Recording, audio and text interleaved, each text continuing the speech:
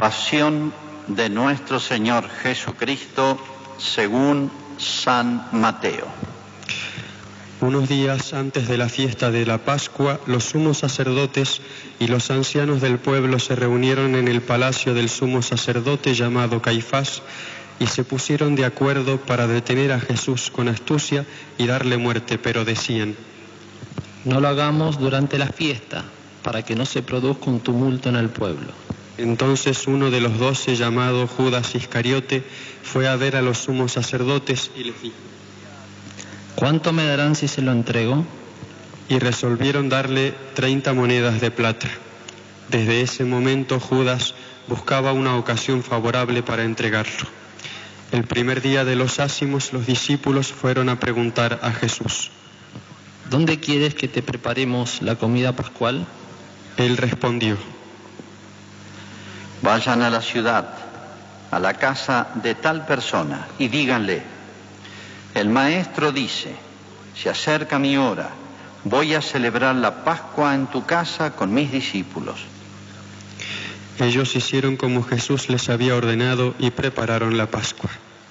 Al atardecer estaba a la mesa con los 12 y mientras comían Jesús les dijo: les aseguro que uno de ustedes me entregará. Profundamente apenados, ellos empezaron a preguntarle uno por uno: ¿seré yo, Señor? Él respondió: el que acaba de servirse de la misma fuente que yo, ese me va a entregar. El Hijo del Hombre se va, como está escrito de él, pero ay de aquel por quien el Hijo del Hombre será entregado. Más le valdría no haber nacido. Judas, el que lo iba a entregar, le preguntó: ¿seré yo, maestro? Tú lo has dicho, le respondió Jesús. Mientras comían, Jesús tomó el pan, pronunció la bendición, lo partió y lo dio a sus discípulos diciendo: tomen y coman, esto es mi cuerpo. Después tomó una copa, dio gracias y se la entregó diciendo: beban todos de ella, porque esta es mi sangre, la sangre de la alianza, que se derrama por muchos para la remisión de los pecados. Les aseguro que desde ahora no beberé más de este fruto de la vid hasta el día en que beba con ustedes el vino nuevo en el reino de mi Padre. Después del canto de los salmos salieron hacia el monte de los olivos. Entonces Jesús les dijo: esta misma noche ustedes se van a escandalizar a causa de mí, porque dice la Escritura: heriré al pastor y se dispersarán las ovejas del rebaño. Pero después que yo resucite, iré antes que ustedes a Galilea. Pedro, tomando la palabra, le dijo: aunque todos se escandalicen por tu causa, yo no me escandalizaré jamás. Jesús le respondió: te aseguro que esta misma noche, antes que cante el gallo, me habrás negado 3 veces. Pedro le dijo: aunque tenga que morir contigo, jamás te negaré. Y todos los discípulos dijeron lo mismo. Cuando Jesús llegó con sus discípulos a una propiedad llamada Getsemaní, les dijo: quédense aquí mientras yo voy a orar. Y llevando con él a Pedro y a los 2 hijos de Zebedeo, comenzó a entristecerse y a angustiarse. Entonces les dijo: mi alma siente una tristeza de muerte. Quédense aquí velando conmigo. Y adelantándose un poco, cayó con el rostro en tierra, orando así: Padre mío, si es posible que pase lejos de mí este cáliz, pero no se haga mi voluntad sino la tuya. Después volvió junto a sus discípulos y los encontró durmiendo. Jesús dijo a Pedro: ¿es posible que no hayan podido quedarse despiertos conmigo ni siquiera 1 hora? Estén prevenidos y oren para no caer en la tentación, porque el espíritu está dispuesto, pero la carne es débil. Se alejó por segunda vez y suplicó: Padre mío, si no puede pasar este cáliz sin que yo lo beba, que se haga tu voluntad. Al regresar los encontró otra vez durmiendo, porque sus ojos se cerraban de sueño. Nuevamente se alejó de ellos y oró por tercera vez, repitiendo las mismas palabras. Luego volvió junto a sus discípulos y les dijo: Ahora pueden dormir y descansar. Ha llegado la hora en que el Hijo del Hombre va a ser entregado en manos de los pecadores. Levántense, vamos, ya se acerca el que me va a entregar. Jesús estaba hablando todavía cuando llegó Judas, uno de los 12, acompañado de una multitud con espadas y palos, enviada por los sumos sacerdotes y los ancianos del pueblo. El traidor les había dado esta señal: es aquel a quien voy a besar, deténganlo. Inmediatamente se acercó a Jesús diciéndole: Salud, maestro. Y lo besó. Jesús le dijo: Amigo, cumple tu cometido. Entonces se abalanzaron sobre él y lo detuvieron. Uno de los que estaban con Jesús sacó su espada e hirió al servidor del sumo sacerdote cortándole la oreja. Jesús le dijo: Guarda tu espada, porque el que a hierro mata, a hierro muere. ¿O piensas que no puedo recurrir a mi Padre? Él pondría inmediatamente a mi disposición más de 12 legiones de ángeles. Pero entonces, ¿cómo se cumplirían las Escrituras según las cuales debe suceder esto? Y en ese momento Jesús dijo a la multitud: ¿Soy acaso un bandido para que salgan a arrestarme con espadas y palos? Todos los días me sentaba a enseñar en el templo y ustedes no me detuvieron. Todo esto sucedió para que se cumpliera lo que escribieron los profetas. Entonces todos los discípulos lo abandonaron y huyeron. Los que habían arrestado a Jesús lo condujeron a la casa del sumo sacerdote Caifás, donde se habían reunido los escribas y los ancianos. Pedro lo siguió de lejos hasta el palacio del sumo sacerdote. Entró y se sentó con los servidores para ver cómo terminaba todo. Los sumos sacerdotes y todo el Sanedrín buscaban un falso testimonio contra Jesús para poder condenarlo a muerte, pero no lo encontraron, a pesar de haberse presentado numerosos testigos falsos. Finalmente se presentaron 2 que declararon: Este hombre dijo: yo puedo destruir el templo de Dios y reconstruirlo en 3 días. El sumo sacerdote, poniéndose de pie, dijo a Jesús: ¿No respondes nada? ¿Qué es lo que estos declaran contra ti? Pero Jesús callaba. El sumo sacerdote insistió: Te conjuro por el Dios vivo a que me digas si tú eres el Mesías, el Hijo de Dios. Jesús le respondió: Tú lo has dicho. Además, les aseguro que de ahora en adelante verán al Hijo del Hombre sentarse a la derecha del Todopoderoso y venir sobre las nubes del cielo. Entonces el sumo sacerdote rasgó sus vestiduras diciendo: Ha blasfemado. ¿Qué necesidad tenemos ya de testigos? Ustedes acaban de oír la blasfemia. ¿Qué les parece? Ellos respondieron: Merece la muerte. Luego lo escupieron en la cara y lo abofetearon. Otros lo golpeaban diciéndole: Tú, que eres el Mesías, profetiza, dinos quién te golpeó. Mientras tanto, Pedro estaba sentado afuera en el patio. Una sirvienta se acercó y le dijo: Tú también estabas con Jesús, el Galileo. Pero él lo negó delante de todos, diciendo: No sé lo que quieres decir. Al retirarse hacia la puerta, lo vio otra sirvienta y dijo a los que estaban allí: Este es uno de los que acompañaba a Jesús, el Nazareno. Y nuevamente Pedro negó con juramento: Yo no conozco a ese hombre.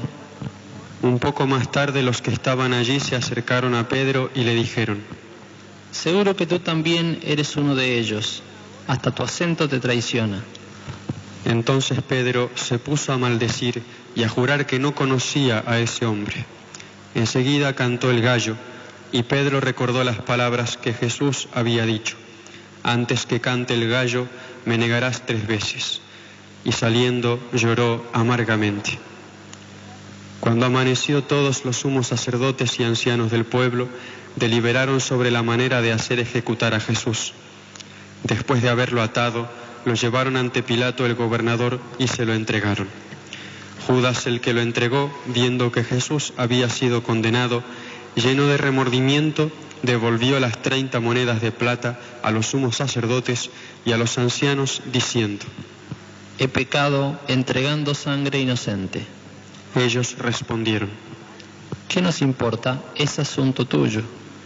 Entonces él, arrojando las monedas en el templo, salió y se ahorcó. Los sumos sacerdotes, juntando el dinero, dijeron: No está permitido ponerlo en el tesoro, porque es precio de sangre. Después de deliberar, compraron con él un campo llamado del Alfarero, para sepultar a los extranjeros. Por esta razón se lo llama así hasta el día de hoy, campo de sangre. Así se cumplió lo anunciado por el profeta Jeremías. Y ellos recogieron las 30 monedas de plata, cantidad en que fue tasado aquel a quien pusieron precio los israelitas. Con el dinero se compró el campo del alfarero, como el Señor me lo había ordenado. Jesús compareció ante el gobernador y éste le preguntó: ¿Eres tú el rey de los judíos? Él respondió: Tú lo dices. Al ser acusado por los sumos sacerdotes y los ancianos, no respondió nada. Pilato le dijo: ¿No oyes todo lo que declaran contra ti? Jesús no respondió a ninguna de sus preguntas, y esto dejó muy admirado al gobernador. En cada fiesta, el gobernador acostumbraba a poner en libertad a un preso, a elección del pueblo. Había entonces uno famoso, llamado Jesús Barrabás. Pilato preguntó al pueblo que estaba reunido: ¿A quién quieres que pongan en libertad? ¿A Jesús Barrabás o a Jesús llamado el Mesías? Él sabía bien que lo habían entregado por envidia. Mientras estaba sentado en el tribunal, su mujer le mandó decir: No te mezcles en el asunto de ese justo, porque hoy, por su causa, tuve un sueño que me hizo sufrir mucho. Mientras tanto, los sumos sacerdotes y los ancianos convencieron a la multitud que pidiera la libertad de Barrabás y la muerte de Jesús. Tomando de nuevo la palabra, el gobernador les preguntó: ¿A cuál de los dos quieren que ponga en libertad? Ellos respondieron: A Barrabás. Pilato continuó: ¿Y qué haré con Jesús llamado el Mesías? Todos respondieron: Que sea crucificado. Él insistió, ¿Qué mal ha hecho? pero ellos gritaban cada vez más fuerte: Que sea crucificado.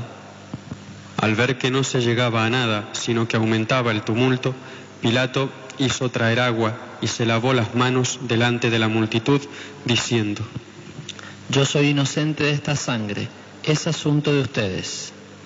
Y todo el pueblo respondió: Que su sangre caiga sobre nosotros y sobre nuestros hijos.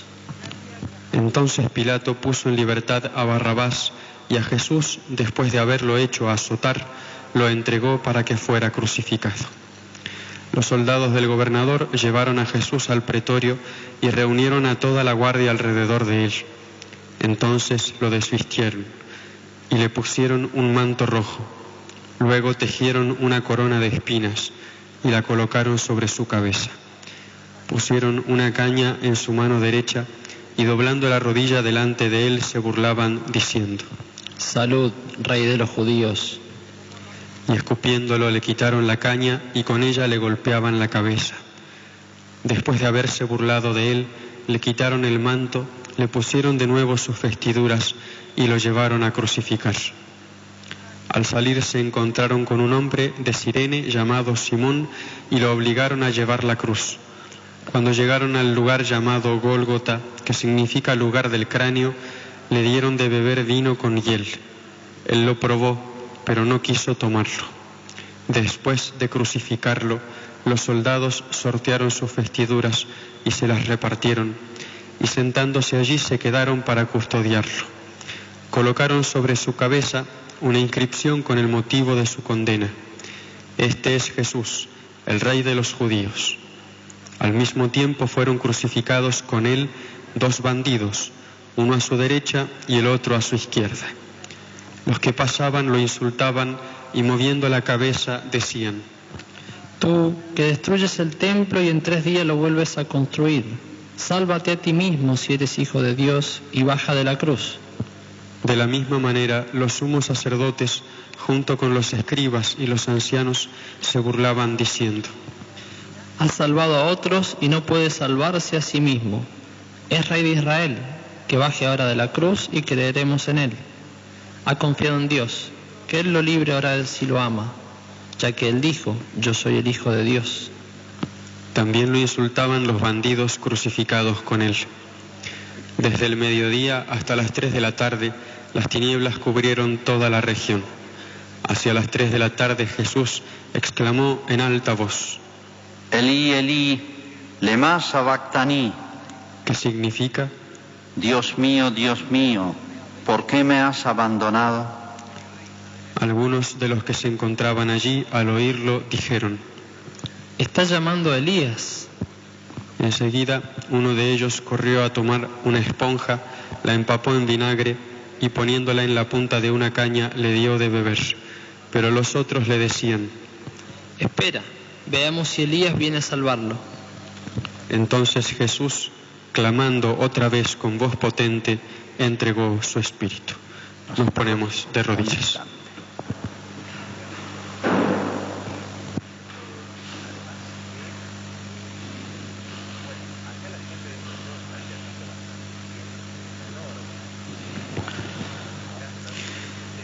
Nos ponemos de pie.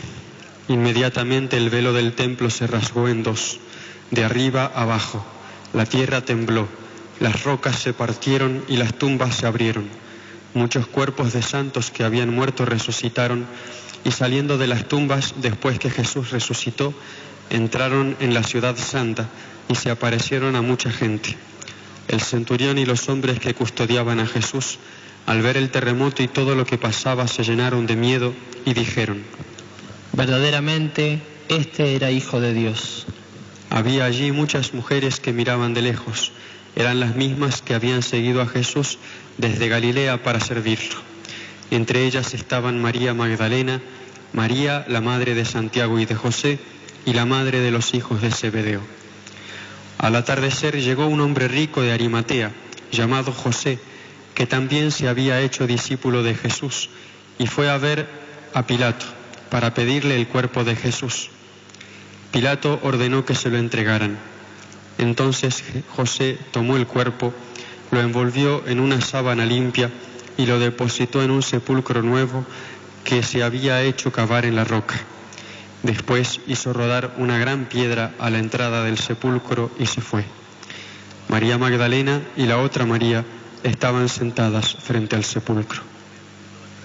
A la mañana siguiente, es decir, después del día de la preparación, los sumos sacerdotes y los fariseos se reunieron y se presentaron ante Pilato diciéndole: Señor, nosotros nos hemos acordado de que ese impostor, cuando aún vivía, dijo: a los 3 días resucitaré.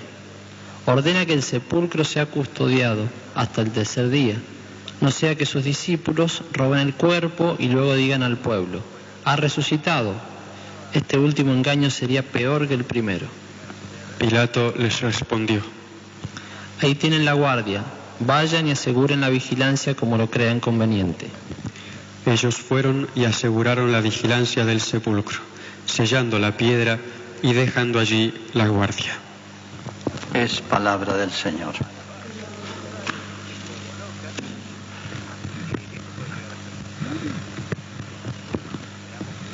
El año pasado, en esta misma ceremonia, este mismo día, recordábamos, o participábamos del tremendo drama del incendio de la famosa iglesia Notre Dame de París. Todo un signo, todo un símbolo, uno de los templos más hermosos de la cristiandad, en llamas.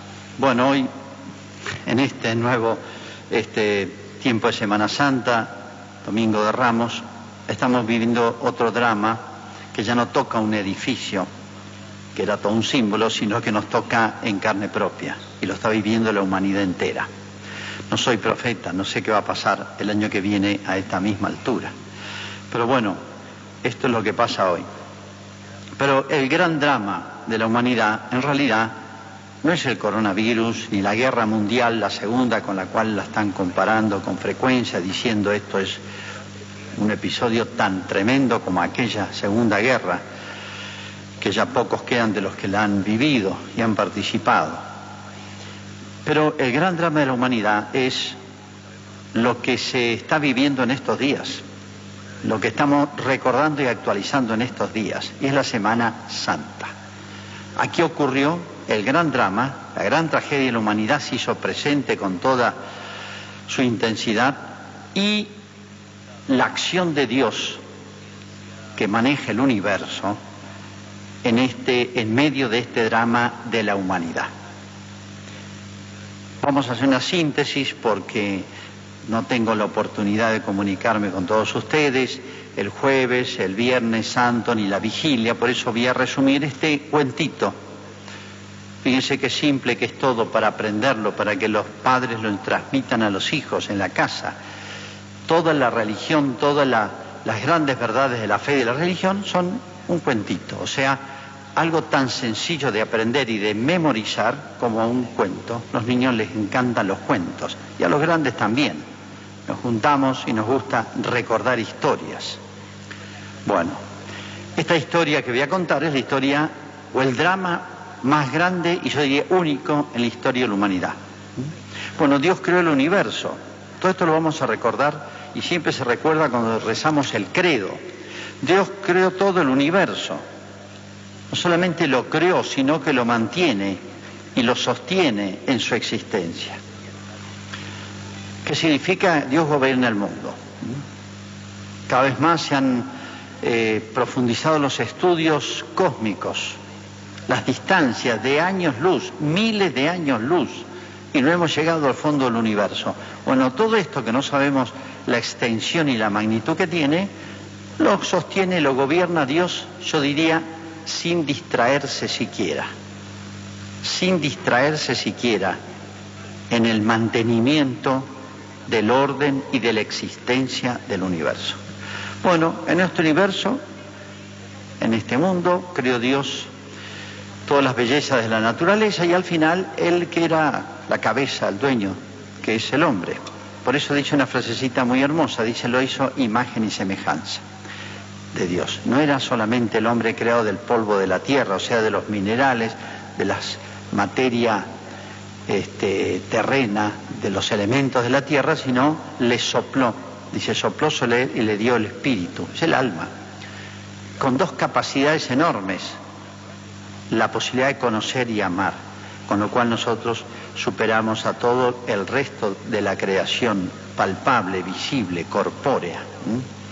Bueno, hizo los ángeles, la infinidad de ángeles distribuidos en jerarquías, pero bueno, por un misterio, pero una realidad, muchos de estos espíritus puros se rebelaron contra Dios. Primer trastorno del universo, es un drama cósmico, se puede decir.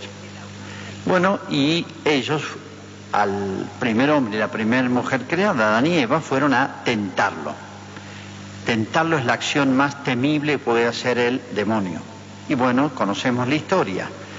Tentaron a Adán y Eva, lo tentaron y le tocaron el punto más débil, se puede decir. El punto más débil que tenemos todos nosotros, que es la posibilidad, porque existe la libertad, de pecar, de apartarse, de decidir uno.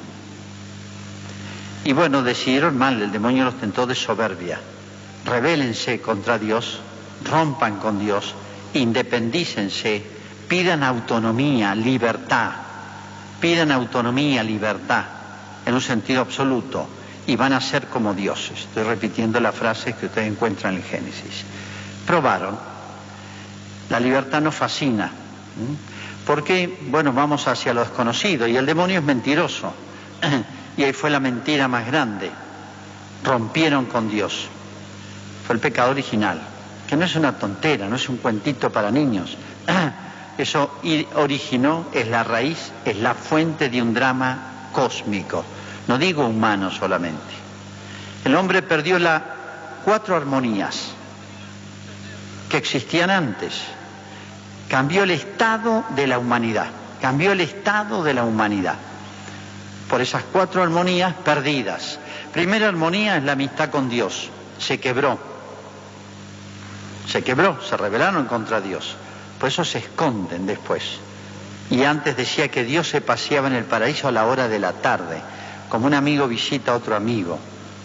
Primera ruptura y la fuente de las otras. Segunda ruptura consigo mismo. Dice que se descubrieron desnudos. No se habían dado cuenta antes, sí, pero ahora ya hay algo adentro del hombre que se rebela contra el hombre. Se llaman las pasiones, que tiran desde adentro. Hay unas más carnales y otras más espirituales, desde la lujuria hasta la soberbia. Pero el hombre, hay otra ley en mis miembros, dice San Pablo. Tercera ruptura del hombre con otro. Antes dijo, esta sí que es hueso de mis huesos y carne de mi carne. Ahora dice, esta que me diste por mujer me tentó. La culpa es de ella. Conflictos entre los dos. Primer conflicto matrimonial entre las 2 personas que habían solamente. Luego un hijo matará al otro. Caín mata a Abel. Y ahí empieza un drama, se dan cuenta de la humanidad. Y en cuarto lugar, la ruptura con el cosmos. Antes el paraíso le daba todo espontáneamente al hombre y ahora no. La tierra te dará espinas y abrojos. Por eso hoy hablamos mucho de cuidar la naturaleza. También hay que cuidarse de la naturaleza, porque puede quedar sujeta a Dios, obviamente lo está, pero por permisión divina al demonio. Y el demonio puede usar la naturaleza contra nosotros. Pero el drama más tremendo de esta cuádruple ruptura es que el hombre quedó sometido al poder de las tinieblas. Un cierto sometimiento de la humanidad. Este es el drama de la humanidad. ¿Y a qué vino Cristo? Y preparó su camino durante 1850 años en la historia de Israel, que en la Biblia lo leemos en lo que se llama el Antiguo Testamento. Ahí está todo contado esto. Esto no es ocurrencia mía. ¿A qué vino Cristo? ¿Para qué preparó su venida tanto tiempo? Porque era un acontecimiento gigantesco. Preparó un pueblo desde una familia y en el seno de ese pueblo nació. Bueno, tengo que abreviar, pero ¿cuál es la obra de Cristo que realizó en estos días? Está concentrada en estos días. Predicó 3 años, después de llevar 30 años de vida oculta, predicó 3 años para, por así decir, que el pueblo de Israel, que él había preparado y elegido, fuera el instrumento para difundir esto al mundo. Esa es la misión única y especial del pueblo de Israel, que no le respondió a la vocación que tenía, sino una minoría, un puñado, los apóstoles y un grupito más. Ese es el drama de Israel. No cumplió la misión para la cual Dios la había preparado y la había llenado a esta nación de privilegios, de gracias, de comunicaciones divinas, de milagros, de protección, etcétera, todo. Si leemos lo que llamamos el Antiguo Testamento, que es la historia de Israel, es la historia de la preparación de la pedagogía de Jesús para preparar el camino de su propia venida y para que la humanidad entendiera este drama que vive. ¿Cómo se explica este drama que no lo pudo explicar ninguna religión, ninguna filosofía, ninguna ideología de la antigüedad? Recorran todas las religiones del mundo antes de Cristo y nadie pudo explicar qué es lo que pasa en el mundo. ¿Por qué existe el dolor si no nos gusta? ¿Por qué existe la muerte? ¿Por qué queremos el bien y hacemos el mal? Este es el misterio, por así decir, del hombre, que solamente el cristianismo ha explicado. Pero el cristianismo no solamente con Cristo explicó esto, sino que nos trajo la solución a este drama. Es como si hoy apareciera un genio, un biólogo, un médico, un investigador, un científico, nos dijera, miren, todo este problema que estamos viviendo se resuelve con una pastillita. Todo este problema con una inyección se acaba en la humanidad. Respiraríamos, sobre todo los países que están viviendo esto de una manera dramática. Bueno, esa es la obra de Cristo. ¿Qué es lo que hizo Cristo? Esto hay que entre leerlo, entre sacarlo, está todo esto dicho en el Evangelio que acabamos de leer, de San Mateo, está igual en San Marcos, en San Lucas sobre todo, y San Juan cuenta otros detalles, complementa esto, pero ahí está todo explicado. Vamos a decirlo en breves palabras. El hombre no podía resolver esto, no podía pagar esta deuda, no digo el pecado original, sino de todos los pecados que se sucedieron después. La humanidad tenía y tiene una deuda externa gigantesca. Y por eso existe esa pena que todos sufrimos, que es el dolor y la muerte. Si hay una pena y una culpa. Bueno, la culpa viene de allá atrás y a la cual sumamos cada uno nuestros propios pecados. Entonces había una deuda. Cuando uno ofende a otro, no basta con arrepentirse interiormente. Tiene que reparar eso, tiene que hacer un gesto de amistad, de reparación. Si lo ofendió en público, tiene que reparar en público. Bueno, esa reparación la hizo Jesús, porque el hombre, sumando todos sus esfuerzos, no podía hacerlo. El ofendido es Dios. Nuestra deuda era con Dios, era demasiado grande. En primer lugar, Jesús pagó esa deuda. ¿Cómo? Con su vida. Uno puede ofrecer unas palabras. Pido disculpas, se humilla uno con esas palabras. Obré mal, te pido disculpas, te ofendí. Mucho más es ofrecer algo de uno, su tiempo, su dinero, su honor. Y mucho más es ofrecer la vida. No hay amor más grande que dar la vida. O sea, ahí está todo contenido. Por eso Jesús hizo la mayor ofrenda que puede hacer el ser humano, la vida. Y con la vida se va todo. Ofreció su vida entonces, en primer lugar, para reparar, pagar esa deuda de la humanidad. Él es propiciación por nuestros pecados, dice San Pablo. Segundo lugar, no bastaba solamente con pagar esa deuda y quedar así nomás. Se nos habían cerrado las puertas del cielo. Esa armonía con Dios se había quebrado. Necesitamos recuperar la amistad con Dios. Eso lo hizo Cristo, también con este gesto. Se puede decir, se hizo hombre para que desde su humanidad, es consanguíneo nuestro Cristo, desde nuestra familia. Él pagó esa deuda y nos reconcilió con Dios. Él es reconciliación, dice San Pablo. Él nos ha reconciliado con Dios. Ya no llamo siervos, o sea, criaturas, dice Cristo, sino amigos. La amistad ha quedado recuperada. Dice San Juan en el prólogo que ya no de la carne ni de la sangre, sino que podemos nacer, o sea, no solamente podemos ser engendrados por nuestros padres, sino también los que de Dios son nacidos. Significa el nacimiento, o sea, ser hijo de Dios, eso que comienza con el bautismo y abarca toda la vida, lo ha hecho Cristo. Nos ha reconciliado con Dios, recuperado esa amistad con Dios. Y no es poca cosa, no es simplemente decir, bueno, ya no estamos enfrentados a Dios. Es la eternidad, es las puertas del cielo, es hacernos compartir su vida divina y eterna, nada más y nada menos. Todo eso también en esta gesta heroica de Cristo. Y algo más, va todo junto. Hemos sido liberados del poder de las tinieblas, dice San Pablo, y trasladados al reino de su Hijo querido. Ahí está dicho estas dos cosas. Hemos sido arrancados del poder de las tinieblas. Por el pecado original, el demonio adquirió cierto poder sobre nosotros, cierto poder misterioso sobre nosotros. El hombre no podía pagar la deuda, el hombre no podía abrir solo las puertas del cielo, el hombre no podía solo vencer al demonio. Por eso Cristo dijo una oportunidad, si ven que yo echo a los demonios, si ven que yo les mando y me obedecen, es que ha llegado a vosotros el reino de Dios. Nada más y nada menos que todo esto, que abarca muchos aspectos más, y abarca toda la existencia humana y de todos los hombres, de todas las razas, de todos los pueblos, es lo que ocurrió en aquel lejano pueblo de Israel hace 2000 años. Pero se actualiza todos los días. Lo hizo Cristo, entonces no hay nada que hacer, sí, hay mucho que hacer. Ahora viene la parte nuestra, unirnos a Cristo, participar de esta victoria de Cristo, de esta hazaña de Cristo.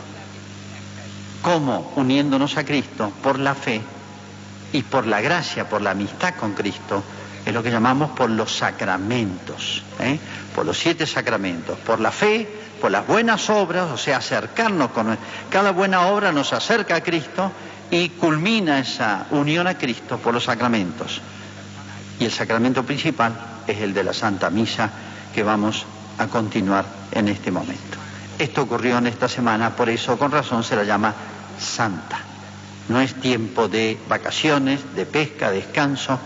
Y bueno, yo no sé si estaríamos en nuestros hogares tal vez escuchando estas cosas a través de las redes, por muchos medios uno puede hacerlo, pero es como si Dios nos dijera, no sé dónde estarían ustedes si no fuera por esta epidemia que nos ha mantenido en casa, o nos ha dado la posibilidad y la ocasión de estar atentos a escuchar estas cosas en las cuales pensamos muy poco y se juega nuestra existencia. Rezamos el credo, donde se afirman todas estas grandes verdades.